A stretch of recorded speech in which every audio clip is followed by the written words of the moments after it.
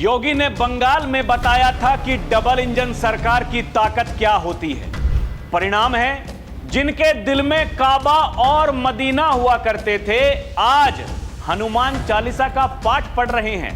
जो कहते थे हमें राम की जरूरत है ही नहीं, आज वही जय श्री राम बोलते हुए नजर आ रहे हैं। योगी ने कहा था बंगाल की धरती को हमें काबा की धरती नहीं बनने देना है, ये तो मां काली, मां दुर्गा और वंदे मातरम की धरती रहेगी। आने दीजिए डबल इंजन की सरकार। उसके बाद ये टीएमसी के गुंडे और उनके सिपह सालार जो धमकी दे रहे हैं, 4 मई के बाद ये लोग आपके सामने नाक रगड़ते हुए, घुटने टेककर भीख मांगते हुए दिखाई देंगे। आज बंगाल में वही दिखाई दे रहा है। बीजेपी की डबल इंजन सरकार लेके आई है। ये टीएमसी के गुंडे और उनके सिपा सालार जो धमकी दे रहे हैं ना, 4 मई के बाद ये लोग आपके सामने नाक रगड़ते हुए भीख मांगेंगे, घुटने टेकते करके।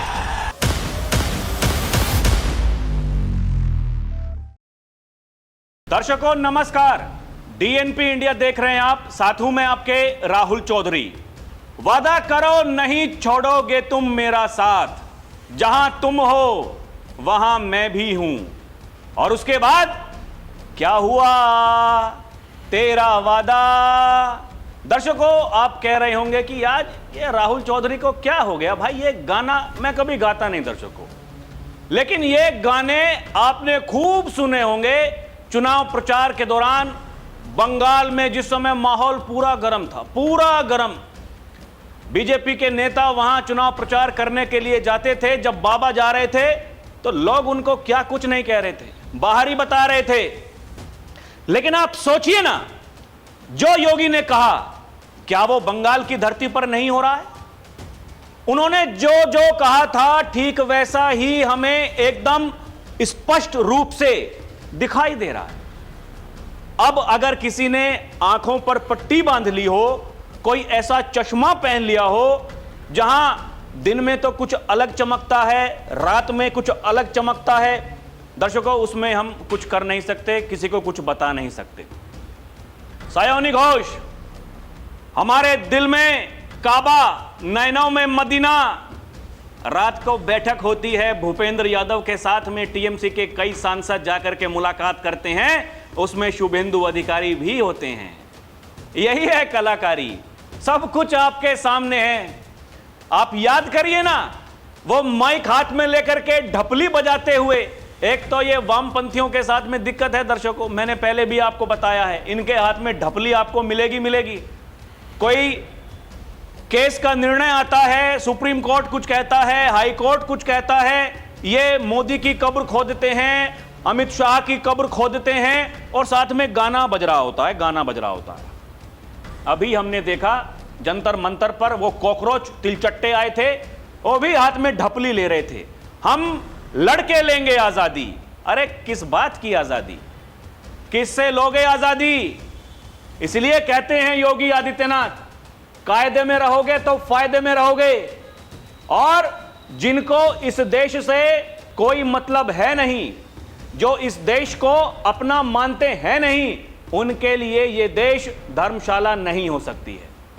कैसे किसी का वक्त बदल जाता है, जज्बात बदल जाते हैं, हालात बदल जाते हैं। इस समय दर्शकों कोई टीएमसी की मुखिया ममता बनर्जी से पूछे, भाईपो से जाकर के पूछे, और वो जो विधायक बागी हो गए जिन्होंने ऋतुपत बनर्जी को अपना नेता चुन लिया, आज वो नेता विपक्ष हैं बंगाल विधानसभा में, कोई उनसे जाकर के पूछे वक्त कैसे किसका बदलता है। वो सांसद जब अभिषेक बनर्जी कहते थे कि तुम्हारी राजनीति को हम खत्म कर देंगे, संसद में खड़े होकर के बोल रहे हैं। और ये सांसद, ये मोहतरमा, इनके साथ में और जितने भी हैं जो कलाकार जिन्होंने उस पर्चे पर साइन कर दिया है, हम जो बागी गुटे हैं उसके साथ में हैं, एनडीए का समर्थन करेंगे, ये वहां मेज थपथपाते थे ऐसे ऐसे ऐसे। वक्त है, यही वक्त है दर्शकों। अभी जो कुछ हो रहा है आपको बताऊंगा, लेकिन आप याद करिए योगी आदित्यनाथ ने बंगाल में जाकर के क्या कुछ कहा था, क्या क्या कहा था। वो जो वहां के लोग रैलियों में पहुंच रहे थे, योगी ने जब चुनाव प्रचार खत्म हो गया और नतीजे आ गए, शुभेंदु अधिकारी को योगी जाकर के वो भगवा रंग का गमछा पहना करके आ गए।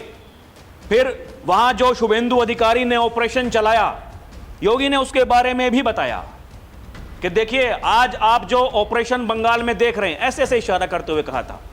मतलब ये बुलडोजर कभी ऐसे चलेगा, कभी ऐसे चलेगा, कभी ऐसे चलेगा। बुलडोजर का काम चलने का है, आपको केवल उसमें तेल भर के रखना है। दर्शकों, आप समय से तेल डालते रहोगे, उसकी सर्विस होती रहेगी, समय से बुलडोजर चलता रहेगा, कोई दिक्कत है नहीं। बाबा ने पूरे देश को यह सिखा दिया है कि बुलडोजर कैसे चलाया जाता है, किसी को गर्मी आती है तो उसकी गर्मी कैसे उतारी जाती है। और ये तो मैं नहीं कह रहा हूं, ये तो देश के प्रधानमंत्री नरेंद्र मोदी एक बार नहीं कई बार कह चुके कि हमारे योगी जी तो अच्छों की गर्मी उतारने में माहिर हैं। सुनिए प्रधानमंत्री क्या कहते हैं। हमारे योगी जी तो अच्छों की गर्मी उतारने में एक्सपर्ट है। अब दर्शकों, उत्तर प्रदेश में तो जिनको गर्मी आई उनकी गर्मी शांत कर दी गई, गुंडे पलायन कर गए, माफिया मिट्टी में मिल गए, और जिसने भी जनता जनार्दन को आंख दिखाने का प्रयास किया, यमराज के घर सिधार गए। बारी थी बंगाल की, लोग सोच रहे थे कि भाई डबल इंजन की सरकार तो बन गई, आगे क्या। यह तो सबको पता था टीएमसी पार्टी टूटेगी, लेकिन इतनी जल्दी टूटेगी, इतनी जल्दी त्राहिमाम मच जाएगा। और जो दृश्य वहां दिखाई दे रहे हैं, अभी तक तो देखने में आ रहा था कि जो पुरुष हैं टीएमसी के नेता, उनके ऊपर सड़े हुए अंडे लोग फेंक रहे थे। दर्शकों, जो महिला कार्यकर्ता हैं, वो महिलाएं क्या कर रही हैं, जो दुखी थीं, अब वो महिला टीएमसी की कार्यकर्ता उनके ऊपर अंडे डाल रही हैं। यह है परिवर्तन। वहां के लोग, मंत्री जो दिलीप घोष हैं, वो इस बात को कह रहे हैं कि हम तो पहले से कह रहे थे ये पिटेंगे, इनके कर्म ही ऐसे हैं कि इनको पिटना इनका तय था। दर्शकों, ये हालात तो हमने उत्तर प्रदेश में नहीं देखे। यहां भी लोग कहते थे कि 2017 से पहले माफिया राज था, गुंडों का राज था। वो केवल माफिया जो थे वो उनकी राज्यों तक पहुंच नहीं थी, बल्कि विदेशों तक उनके तार थे, आपस में कनेक्शन थे, लिंक जुड़े हुए थे। लेकिन इतनी दुर्गति तो यहां उत्तर प्रदेश में हमने नहीं देखी जितनी दुर्गति वहां बंगाल में हो रही है। यही वो कारण है कि जो लोग बागी हो गए, जो अपना अलग गुट बना रहे हैं, वो क्या कारण है। वो लोग जो हाथ में माइक लेकर के, जिनको दर्शकों साथ में कुछ वो क्या होता है वो जिसको बजाते हैं, ढपली के साथ में कोई क्या कुछ नहीं, बाजा बाजा जो बजाते हैं, उनकी जरूरत उनको थी नहीं, वो माइक से ढपली बजा ले रहे थे। जहां जा रहे थे गाना गा रहे थे, बढ़िया एकदम अंदाज चल रहा था, लोगों को लग रहा था अरे सुनामी आ रही दीदी की। बोला ममता दीदी की क्षमता हम दिखाएंगे। ये सब कुछ चल रहा था बंगाल की धरती पर। लेकिन जब योगी गए, योगी ने कहा बंगाल में उर्दू नहीं बोली जाएगी, यहां कठमुल्लापन नहीं चलेगा। सनातन की संस्कृति, बंगाल की जो संस्कृति है, जिसके लिए बंगाल को जाना जाता है, वही बंगाल में चलेगा। बंगाल ने ऐसे ऐसे महापुरुषों को जन्मा है जो विदेशी धरती पर जाकर के कहते थे गर्व से कहो हम हिंदू हैं, लेकिन आज बंगाल में लोग कहते हैं जय बांग्ला, जय श्री राम के नारे कोई लगा देता है तो उसके ऊपर एफआईआर दर्ज करवाते हैं, कहते हैं हम एक्शन लेंगे। योगी ने कहा बंगाल की धरती को काबा मदीना की धरती नहीं बनने देना है। एक टीएमसी की सांसद है, जगह जगह जाकर के गाने गा रही है, कह रही है काबा मदीना, क्या हुआ तेरा वादा, वो कसम वो इरादा, ये सब कुछ गाने चल रहे थे। दर्शकों, योगी ने कटाक्ष किया और योगी ने जो निशाना साधा, उसके बाद में ये लोग उसकी काट नहीं कर पाए। योगी ने कहा ये sand mafia, land mafia, cattle mafia, कोयला माफिया, सत्ता के संरक्षण में पल रहे सारे के सारे माफिया जो आज आपको धमका रहे हैं, इनसे डरने की जरूरत नहीं, ये सब आपकी चाटुकारिता करते हुए दिखाई देंगे। कोई मौलाना क्या बकता है, उससे डरने की जरूरत नहीं। ये समय आने पर आपके लिए सड़कों पर झाड़ू लगाते हुए दिखाई देंगे, टीएमसी के गुंडे पंचर की दुकान खोलते हुए दिखाई देंगे। आज हालत देख लीजिए, घर से बाहर नहीं निकल सकते हैं, जहां जा रहे हैं अंडे पड़ रहे हैं। दर्शकों, आपने देखा होगा जब योगी आदित्यनाथ वहां जाते थे, दोनों हाथ उठा करके लोगों से कहते थे डरो मत, दोनों हाथ उठाओ और बोलो जय श्री राम। लाइए डबल इंजन की सरकार, 4 मई के बाद में आपको संरक्षित करने का काम ये डबल इंजन की सरकार ही करेगी। आज वहां सनातनियों को, हिंदुओं को कोई परेशान करने वाला नहीं है। परिणाम आप देख रहे हैं कि बंगाल की सड़क पर क्या हो रहा है। यही है इच्छा शक्ति। जिस इच्छा शक्ति की बात करते थे योगी आदित्यनाथ, जाकर के बताते थे 2017 से पहले उत्तर प्रदेश में यही हालात थे, लेकिन देश के प्रधानमंत्री नरेंद्र मोदी ने मुझे मौका दिया, मैंने जाकर के काम किया। आज वहां परिणाम देख लीजिए। बंगाल में यही तो हो रहा है। शुभेंदु अधिकारी यही तो कर रहे हैं। 2 दिन पहले हंस रहे थे, वो कह रहे थे कि मैंने देखिए संविधान की शपथ ली है, मैं काम कर रहा हूं, मैं सबका मुख्यमंत्री हूं। लेकिन मौसम बदल रहा है, मौसम बदल रहा है। दर्शकों, आप देखिए ना बंगाल का मौसम कैसे बदल रहा है। देखिए मीडिया रिपोर्ट्स में क्या कुछ छपा है। मीडिया रिपोर्ट्स पढ़ के हंसी आती है दर्शकों। यह लगता है कि ये ऐसा कैसे हो सकता है, इतनी जल्दी किसी के जज्बात कैसे बदल सकते हैं। ममता को अभी और तगड़ा झटका लगेगा। रात में टीएमसी के बागी सांसदों की सीएम शुभेंदु संग बैठक, सायोनी घोष भी पहुंची। सायोनी घोष ने टीएमसी के 5 बागी सांसदों संग भूपेंद्र यादव के घर देर रात बैठक की। सीएम शुभेंदु अधिकारी भी यहां मौजूद रहे। सूत्रों की माने तो टीएमसी के बागी लोकसभा सांसद जल्द ही कोई बड़ा ऐलान कर सकते हैं। बताया जा रहा है दर्शकों, ये जो लोकसभा सांसदों का ग्रुप है वो ममता बनर्जी का साथ तो छोड़ेगा, ये तो तय है। लेकिन इसके अलावा और क्या बड़ा ऐलान होगा, वो बड़ा ऐलान आप समझिए कितना भारी शब्द है। क्या होने वाला है, हम भी इंतजार कर रहे हैं। बीती रात टीएमसी सांसद प्रतिमा मंडल, माला रॉय, मिताली बाग, सायोनी घोष, केंद्रीय मंत्री भूपेंद्र यादव जो प्रभारी हैं बंगाल के, उनसे जाकर के मुलाकात करती हैं, जिससे नई अटकलों का दौर शुरू हो गया है। क्या टीएमसी के बागी लोकसभा सदस्य बीजेपी का हाथ थामने जा रहे हैं? अब एक नई चर्चा ये शुरू हो गई है। हालांकि दर्शकों देखिए, जो लोग हैं, जो दुखी हैं, जो पीड़ित अभी तक थे, वो इसी बात को कह रहे हैं कि इनको मत लीजिएगा। क्या होगा हम नहीं जानते। ये जो वॉशिंग मशीन है बीजेपी की, ये किस तरीके से काम करेगी। क्योंकि दर्शकों देखिए, जो वॉशिंग मशीन होती है जहां कपड़े धुलाई होते हैं, क्या होता है कि समय के साथ में जब डिमांड बढ़ जाती है तो घर की ज़रूरत बढ़ जाती है, कपड़े ज़्यादा धुलने लगते हैं, तो फिर क्या किया जाता है कि उसको बदलना पड़ता है। अब पता नहीं बीजेपी के पास में दर्शकों वो कैसी वॉशिंग मशीन, उसको साइज को बढ़ाएंगे, नई खरीदेंगे, किस तरीके से वो पापों को धुलेंगे, हमें नहीं पता। लेकिन लोग इस बात का जिक्र कर रहे हैं, कार्रवाई यही चल रही है। दर्शकों बताया जा रहा है भूपेंद्र यादव के घर 1 घंटा चली बागी टीएमसी सांसदों की बैठक। 1 घंटा बैठक में क्या बात हुई ये तो सामने नहीं आई, लेकिन इतना जरूर संकेत मिल रहे हैं कि टीएमसी बिखर रही है। और बताया जा रहा है यह बैठक, हैरानी इस बात की है कि इस बैठक में टीएमसी के बागी लोकसभा सांसदों का नेतृत्व का दावा कर रही काकोली घोष नहीं पहुंची।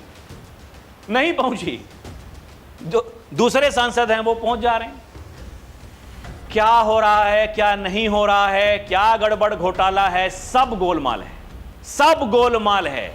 किसी को कुछ नहीं पता दर्शकों। लेकिन हां इतना जरूर है कि पार्टी तो नहीं बचेगी। खबरें आपने भी सुना होगा, पढ़ा होगा, कांग्रेस में विलय करने की तैयारी हो रही है, बड़े पद मांगे जा रहे हैं। हमें नहीं पता होगा कि नहीं होगा, खबरें ये चल रही हैं। बागियों में शत्रुघ्न सिन्हा, यूसुफ पठान का नाम भी शामिल है। आप देखिए, यूसुफ पठान भाई क्रिकेटर थे, धुआंधार बल्लेबाजी करते थे, लेकिन बंगाल में दीदी ने उनको मैदान में उतार दिया। तो लोगों ने कहा बल्लेबाजी तकड़ी करते हैं तो इसलिए राजनीति भी तकड़ी करेंगे। और देखिए चुनाव भी जीत गए। ममता दीदी ने कहा कि भैया सीट खाली कर दो, हमें वहां से चुनाव लड़ना है, लोकसभा पहुंचना है। यूसुफ पठान ने मना कर दिया। आज बागी गुट में शामिल हो गए, उनका नाम है। यही मैं कह रहा हूं कि जज्बात इतनी जल्दी किसी के कैसे बदल सकते हैं। अभी तो 1 महीना हुआ है, 1 महीना हुआ है नई सरकार को बने हुए, शपथ लिए हुए शुभेंदु अधिकारी को। शुभेंदु अधिकारी दिल्ली में है, प्रधानमंत्री को झालमुड़ी खिला रहे हैं, प्रधानमंत्री भी मौज काट रहे हैं, कह रहे हैं अरे ये वाली नहीं शुभेंदु दा, ये वाली दीजिए, इसमें तीखा ज्यादा है। आप याद करिए चुनाव प्रचार के दौरान उन्होंने कहा था भाई झालमुड़ी मैंने खाई, झाल लगी टीएमसी को। यही वो कलाकारी है जिसको नहीं समझ पाओगे। एक बार नहीं अनेकों बार कहा प्रधानमंत्री नरेंद्र मोदी ने, मेरी राजनीतिक समझ पर कभी शक मत करना, कभी हल्के में लेने की भूल मत करना। और यही योगी आदित्यनाथ कहते हैं, हम बोलते कम हैं काम ज्यादा करते हैं, और जो बोलते हैं वो तो डंके की चोट पर उस काम को करते हैं।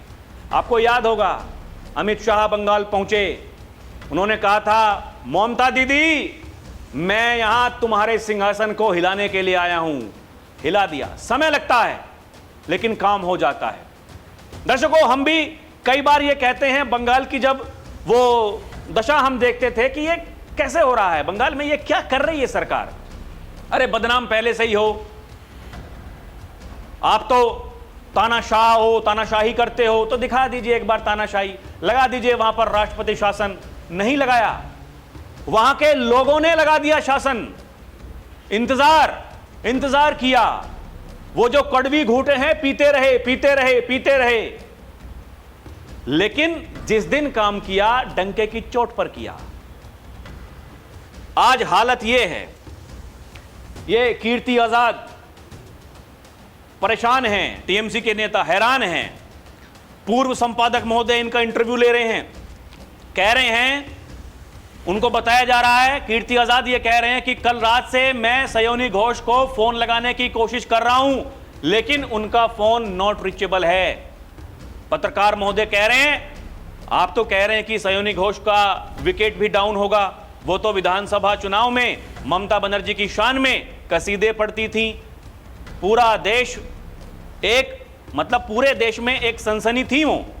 तो कीर्ति आजाद कहते हैं आप मानिए वो इतना अच्छा बोलती कि विपक्ष में रहकर राजनीति करती, और सयोनी का इतना अच्छा फ्यूचर था, इतना अच्छा फ्यूचर था। अब अटकलें ये हैं कि वो सयोनी घोष बीजेपी के साथ चली जाती हैं तो क्या उनका राजनीतिक करियर खत्म हो जाएगा, लोग ये पूछ रहे हैं। ये कह रहे हैं कि मैंने तो कहा था, मैंने उसको बोला था तुम अभी यंगस्टर हो, तुमको और पार्टिसिपेट करना चाहिए, हमारी तो उम्र हो चुकी है। लेकिन दर्शकों ये देखिए, ये परिवर्तन यही है। क्या राघव चड्ढा, क्या सयोनी घोष, यही सयोनी घोष क्या कुछ उनको बोल रही थी उस समय कि चड्ढा चड्डी नहीं हो सकती। आज क्या हो गया, हम तो घोष हैं, घोष ही रहेंगे। आज क्या हो गया, सोशल मीडिया पर वायरल हो रही है वो क्लिप, और केवल एक किसी मीडिया वाले से बात करते हुए नहीं कहा है, अलग अलग से। उस समय तो इनको ये लग रहा था कि अरे देखिए मैं जो कुछ बोलूंगी मेरी कितनी बड़ाई होगी, लोग मुझे कहेंगे कितनी अच्छी नेता है, जगह जगह जाकर के ढपली पीट रही हूं, माइक में गाना गा रही हूं, कह रही हूं कि हमें जय श्री राम की कोई जरूरत नहीं है, हम तो जय बांग्ला की बात करते हैं। आज क्या हो गया ऐसा। दर्शकों, लोग कह रहे हैं बोला था ना कि 1-1 इंच जमीन वापस लेंगे, कूच बिहार पश्चिम बंगाल सब पर चला दिया बुलडोजर, जो भी अवैध था। आज वो कहां है विरोध करने वाले, छाती पीटने वाले, कोई दिखाई नहीं दे रहा। शुरुआत में बंगाल में जब बुलडोजर चला था, आपने देखा होगा, लोग वहां पहुंचे, छाती पीट रहे थे, कह रहे थे अरे बवाल हो गया, देखिए क्या हो गया, अत्याचार हो रहा है। ममता दीदी कह रही थी, ममता दीदी हम पूरे देश भर में जगह जगह जाकर के धरने प्रदर्शन करेंगे बुलडोजर के खिलाफ। आज दिल्ली में हैं, सोनिया गांधी से मुलाकात कर रही हैं, भतीजा राहुल गांधी से मुलाकात कर रहा है। जिस सोनिया गांधी को गाली देकर के पार्टी से अलग हुई, अपनी पार्टी बनाई, आज वो पार्टी के जो नेता हैं वो कह रहे हैं ममता दीदी हम आपको नहीं जानते, भाईपो हम आपको नहीं जानते।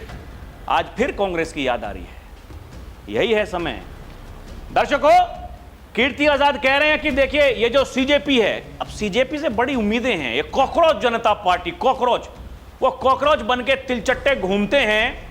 अभी और जो उसका संस्थापक है वो कह रहा है कि हम बड़ा प्रदर्शन करेंगे, बड़ा प्रदर्शन।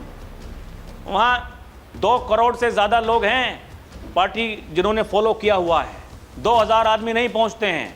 वो कह रहे हैं कि वहां तो कम से कम 1.5 लाख लोग थे।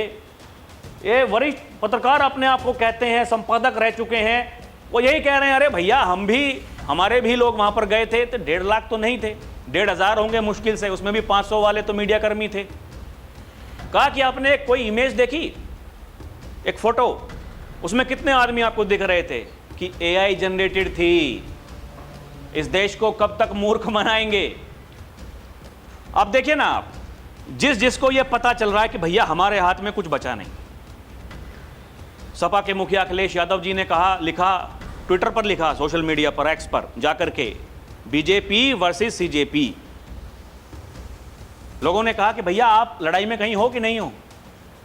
आज कीर्ति आजाद कह रहे हैं कि सीजेपी पार्टी देखिए, जन आक्रोश देखिए बीजेपी के खिलाफ कितना है, लोग सड़कों पर जुटे हुए हैं, डट रहे हैं, विरोध प्रदर्शन कर रहे हैं। आप देखिए, लेकिन सच से आप कब तक भागेंगे? ये जो महोदय हैं इनको जाना जाता है कि ये बीजेपी की खिलाफत करते हैं, लेकिन इनसे यही सवाल कह रहे हैं भाई साहब फोटो तो कम से कम असली दिखाओ, लोगों को ये तो बताओ ये AI जनरेटेड है। आप देखिए दुर्गति का ये आलम है। लोग समझते हैं कि कितनी बड़ी बातें चल रही हैं, अरे देखिए देश तो बर्बाद हो गया, मोदी ने सब कुछ बर्बाद कर दिया, योगी सब कुछ बर्बाद कर रहा है, उत्तर प्रदेश में कुछ है ही नहीं। तो कहते कुछ है ही नहीं। जा करके उत्तर प्रदेश वासियों से पूछो, उनसे पूछो जो गुंडे नहीं हैं, उनसे पूछो जो माफियागिरी नहीं करते हैं, उनसे पूछो जो बदमाशी नहीं करते हैं, जो 2 वक्त की रोटी कमाने के लिए दिन रात मेहनत करते हैं और ये सोचते हैं कि सुख शांति बनी रहे। जाकर के उनसे पूछो कि उत्तर प्रदेश में क्या हुआ है, क्या नहीं हुआ है। दर्शकों, ये कोई मजाक है? मजाक लगता है लोगों को। ये परिवर्तन आज आधी रात को 12 बजे 1 बजे महिलाएं, बच्चियां घर से निकल जाती हैं, नौकरी कर रही हैं। पहले बच्चियों को घर बिठा लिया करते थे, कहते थे शाम को 6 बजे के बाद में घर से आप नहीं निकल सकती हैं। यह परिवर्तन है। और दर्शकों, हम फिर इस बात को कह रहे हैं, जो मेहनत करके खाने वाले व्यक्ति हैं उनसे जाकर के पूछिए कि उनको क्या परेशानी है, क्या दिक्कत है, और पहले में अब में उनको क्या फर्क नजर आता है। ये केवल अपनी दुकान चलाने के लिए, एजेंडा चलाने के लिए, लोगों को मूर्ख बनाने के लिए ग्राउंड रिपोर्ट्स तैयार करना, ये इस खेल को क्या हम नहीं समझते, या फिर जो ऊपर लोग बैठे हैं उनको समझ में नहीं आता है क्या? सबको समझ में आता है। टीएमसी में इस्तीफों का सिलसिला जारी। प्रकाश चिक बारिक के बाद कोयल मल्लिक के भी इस्तीफे की चर्चा है। अगर ऐसा हुआ तो राज्यसभा उपचुनाव में बीजेपी को 4 सीटें मिल सकती हैं, जिससे एनडीए 2-3 बहुमत के और करीब पहुंच जाएगा। सरकार जो कह रही है परिसीमन बिल लाएंगे, पास करा के दिखाएंगे, यह कोई हवाई बात नहीं है। दर्शकों, गरीबों के त्रिपाल तक बेच खाने वाले पूर्व मंत्री उज्जवल बिस्वास गिरफ्तार। खेला होबे के नाम पर बंगाल को लूटने वालों की असली जगह जेल है, लोग ये कह रहे हैं। लोग देखिए सोशल मीडिया पर मौज काट रहे हैं, पूरी मौज काट रहे हैं। टीएमसी की यह नेता भाजपा कार्यकर्ताओं के घर सफेद साड़ी भेजकर धमकाती थी, आज पब्लिक के हत्थे चढ़ गई, लोगों ने इसे वही सफेद साड़ी पहना दी। यही तो लोग बता रहे हैं, यही बता रहे हैं। आप देखिए, इतनी दुर्गति आपने कभी किसी की देखी है क्या? बंगाल की जनता एक्शन मूड में है, टीएमसी के नेता गुंडे, और अब तो लोग कह रहे हैं कि भैया जो उनकी जो महिलाएं कार्यकर्ता थी, लोगों को धमकाती थी, जाकर के उनके ऊपर भी अब अंडे बरस रहे हैं। दर्शकों, अंडा खोल करके लोग ऐसे ऊपर सिर पर डाल रहे हैं। आप ये समझिए ये लोगों में कितना गुस्सा है। टीएमसी के गुंडों की हालत खराब। हावड़ा उत्तर से पूर्व टीएमसी विधायक गौतम चौधरी जनता के गुस्से के सामने रोते हुए बिखर गए। जिन्होंने सालों तक भ्रष्टाचार, धमकियां दी, गुंडागर्दी की, हिंसा और लूट का राज चलाया, आज वही जनता के आक्रोश का सामना कर रहे हैं। रोते हुए तस्वीरें देखिए, रो रहे हैं, कह रहे हैं अरे बख्श दो। जनता बख्शने के मूड में है नहीं। देखिए एक और तस्वीर, टीएमसी के गुंडों की दुर्गति होगी ये तो पता था, लेकिन इतनी बुरी दुर्गति होगी, इतनी जल्दी होगी ये नहीं पता था। लोग जहां जा रहे हैं लाठी डंडे लेकर के तैयार खड़े हैं स्वागत करने के लिए। जगह जगह दिलीप घोष मंत्री हैं, यही कह रहे हैं। वो कह रहे हैं कि हमने तो पहले से कहा था पिटेंगे। वो कह रहे हैं मैंने पहले ही बोल दिया था टीएमसी जिस दिन हारेगी उस दिन नेताओं को दौड़ा दौड़ा के लोग पीटेंगे। पश्चिम बंगाल में हर दिन कोई नेता पिट रहा है। दर्शकों, 2 महीने पहले राहुल गांधी ममता को बंगाल लूटने वाली, आरजी करके आरोपियों को बचाने वाली कहते थे। आज ममता की टीएमसी की कांग्रेस में विलय की बातें चल रही हैं, मतलब कांग्रेस की वॉशिंग मशीन में वो भी साफ होने वाली है। उधर सत्ता की खातिर एक रात में कांग्रेस ने डीएमके को छोड़कर टीवीके का साथ ले लिया और आज यही राजनीति है सत्ता में बने रहने के लिए सबसे जो आवश्यक है। तो एक तरफा मोरालिटी का ज्ञान ना बांटा जाए, ना बेचा जाए, लोग यही कह रहे हैं। ये देखिए, ये जरूरत है अपने राजनीतिक करियर को बचाने के लिए लोग ये सब करते हैं। वही लोग ये बताने का प्रयास कर रहे हैं कि जो बीजेपी को कहते हैं, हम भी कहते हैं भाई बीजेपी की वॉशिंग मशीन वो एकदम तगड़ी है, इसमें कोई शक नहीं होना चाहिए, लेकिन वो दूसरों लोगों के पास में भी है। अपनी महत्वाकांक्षाओं को बनाए रखने के लिए कुछ ना कुछ तो करना पड़ेगा। लोग वही करते हुए दिखाई दे रहे हैं और यही लोग कह रहे हैं कि कल ममता बनर्जी भ्रष्टाचारी थी, आज उनको सोनिया जी ने राष्ट्रीय उपाध्यक्ष बनाने का ऑफर दे दिया है। यही है राजनीति। वाह क्या बात है। यही लोग कह रहे हैं वाह क्या बात है। अब दर्शकों, बड़ा सवाल उन लोगों से है जो 2027 में यहां उत्तर प्रदेश में सत्ता बनाने का ख्वाब देख रहे हैं। वो लोग जो कहते थे दीदी बहुत मजबूत हैं, वो लोग जो कहते थे अरे दीदी आपको कोई नहीं हरा सकता, आपको जुगाड़ आयोग ने, बीजेपी वालों ने चीटिंग करके हराया है। अरे चीटिंग करके हराया है तो फिर शिकायत लेकर के क्यों नहीं जा रहे हैं, क्यों नहीं जा रहे हैं? चलिए हम मान लेते हैं कि ममता बनर्जी तो इस समय परेशान हैं, उनके पास में समय नहीं है, पार्टी को बचाने की कवायद लगातार जारी है, जगह जगह जा रही हैं, जिनको कभी गालियां दी आज उन्हीं के गले लग रही हैं। अरे जो साथी हैं, जो वहां मिलने गए थे, जो वहां वो हरे रंग की चादर उड़ा करके आए थे, आंसू पोंछ के आए थे, मीडिया के सामने बयान दे करके आए थे, वही जाकर के शिकायत कर दें। वो जो गिने चुने नेता बचे हैं उनसे पूछ लें भैया कौन से बूथ पर गड़बड़ी हुई थी, कौन सी ईवीएम खराब हुई थी, कौन सी ईवीएम उसका जो प्रोसेस था वो धीमा चल रहा था, बीजेपी ने कहां चुनाव लूट लिया, बूथ संख्या बताइए। जाकर के चुनाव आयोग से सीसीटीवी फुटेज मांगनी है, कोई तो पूछ लो। अरे जिन ममता बनर्जी को विपक्ष इंडी गठबंधन उसकी चेयरपर्सन बनाने की बात लोग कर रहे थे, वो लोग आज कहां हैं? वो ममता दीदी की सहायता क्यों नहीं कर रहे हैं? लोग ये सवाल पूछ रहे हैं दर्शकों, और ये कहते हैं हम यूपी जीतेंगे।